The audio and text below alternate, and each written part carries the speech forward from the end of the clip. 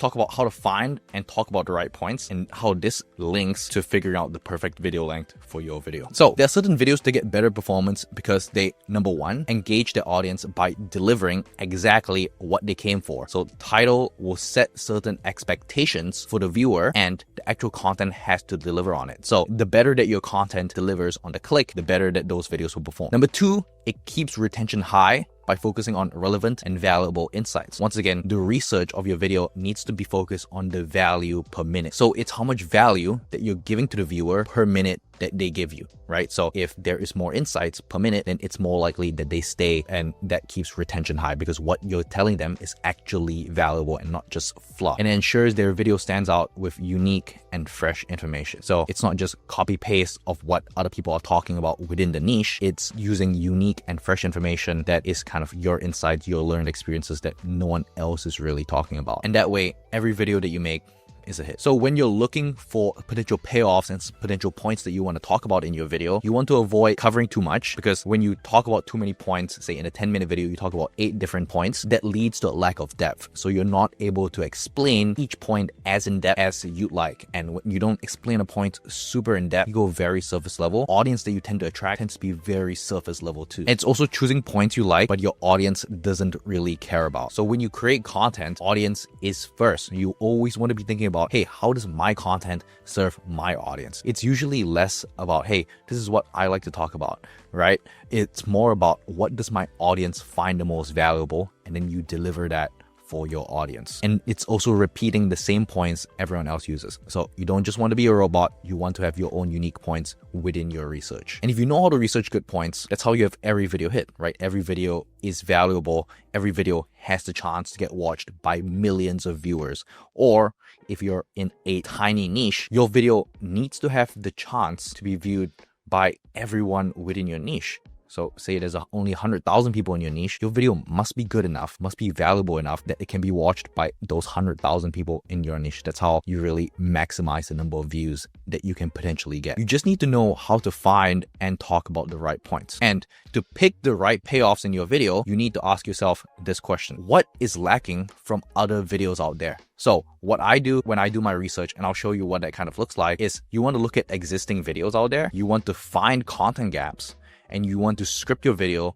to build on those points. You don't just watch existing videos and copy paste what everyone else is talking about. You want to look at their videos, create a thesis for what the content gap is, what people aren't talking about, and then you script those videos and build on those points. So once again, watch the top 3 to 5 videos in your niche, write down their key points. Here in this case, how I learned to handstand hold, right? Develop shoulder strength and balance, practice pike holds and push-ups, improve balance with claw-like grip. Or this video, right? How to handstand for a long time, same topic, right? Here he talks about wall exercises, build confidence, chest to wall for alignment, heel and toe pulls for balance. Apparently, that's how you handstand for a long time. And then you also want to watch the videos and figure out, okay, where are the peaks in retention, right? To choose the points that viewers care most about. That's where usually there's the most amount of valuable information given, or that's where people rewatch. And then you also want to check comments on competitor videos, right? There might be frequently asked questions, right? Maybe there's complaints or missing details. Hey, you should make a video on this. Hey, you should make a video on this. In my case, if you see a lot of my comment section, a lot of people made comments on, hey, can you do a video on research? So that's why I'm including a research section as part of this full course. So hopefully this helps answer any questions that people have about research. And then maybe I can also post a standalone video that just talks about research on its own. So let's say we want to make a video about holding handstands. So once again,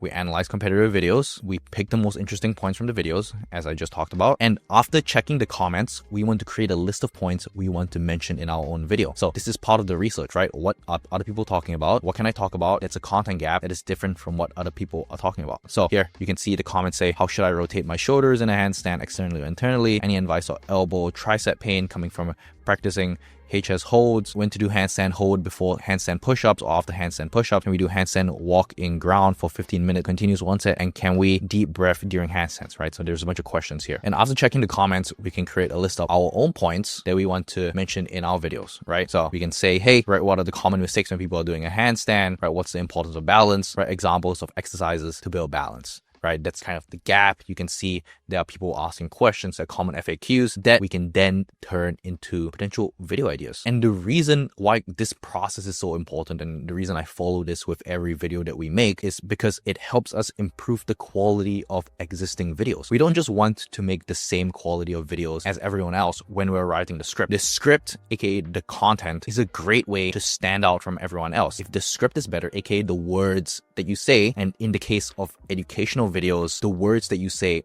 are pretty much the only important thing when it comes to standing out or giving better information, right? The words that you say dictate the storytelling, it dictates the insights, it dictates what the viewer will learn from you. And then there's like the vanity stuff, which is like the lighting, the camera, the background, all of those have to be good, but the words are the most impactful. And really, when we nail down this research process and we pick the right points, it really helps us improve the quality of the existing videos. It helps us improve the insights that we're giving the viewer. It's a lot higher quality. It's a lot better. So great content needs great execution, and really small improvements to the existing videos leads to big viewer retention. And there are many ways to improve the quality of your videos, and I will cover the best ways to create content that stands out from other videos. So let's talk about how to stand out from the crowd. A couple of ways to do this, right? Number one, ask for feedback, right? Use polls or ask for comments. What do you want to see next? Usually your audience will give you some sort of signal for, hey, what titles are good? Hey, what specific topics that you want to cover? Your audience can give you potential signals. They're not always accurate, but this is one of the couple data points that you can collect in order to get certain video ideas and, stand out from the crowd in terms of your script. You can also study your analytics, right? You can go to your YouTube studio and analyze retention curves, right? Where do people usually drop off? So what topics do people find boring? What topics do people not find as useful? And then you can look at your CTR, right? Are your thumbnails and titles working? What kind of stands out for your audience? And for example, if your intros lose viewers, you want to try different hooks, right? Different hook formats, right? And that way you can keep making changes until you actually see improvements. One of the things that keeps viewers from clicking away is having a killer hook, something that really stands out, because the killer hook will grab attention and set the tone for the whole video. And the easiest way to find banger hooks